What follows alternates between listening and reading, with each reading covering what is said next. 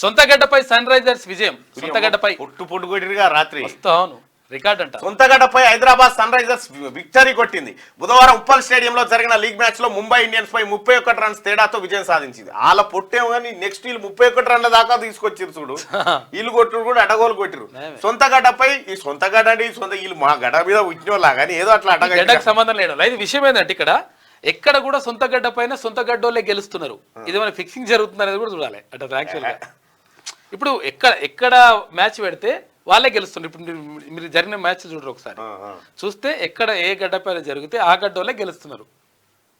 ఇప్పుడు చెన్నై గెలిచి ఇప్పటి మటుకి అన్ని అంటే ఆ ఏరియా వాళ్ళని ఒప్పించడానికి అట్లా చేస్తారు అనేది.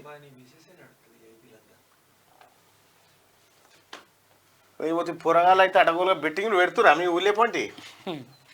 బెట్టింగ్ ఐపీఎల్ బెట్టింగ్లు అవుతున్నాయా మీ ఊర్లో? జరొక్కసారి చెప్పురి బైసబ్. ఐపీఎల్ బెట్టింగ్లు తీన్మార్ పెద్ద చోరావు ప్రజల మనసులు దోసుకున్నాను కదా. రుణమాఫీ కాంగ్రెస్ పార్టీ. మీ ఊర్లో పండి బెట్టింగ్లు అవుతున్నాయా బ్రదర్? ఐపీఎల్ బెట్టింగ్లు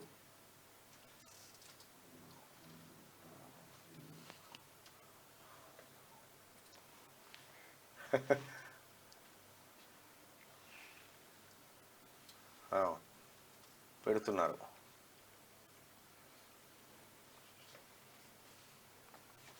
పొల్లట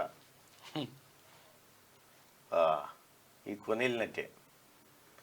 ఈ కొనేళ్ళ సంసారాలు కాదు ఇవి. మీ ఊర్లో పండి బెట్టింగులు పెడుతురా అంటే వస్తే పెడతారట, నడుస్తూనే ఉన్నాయి.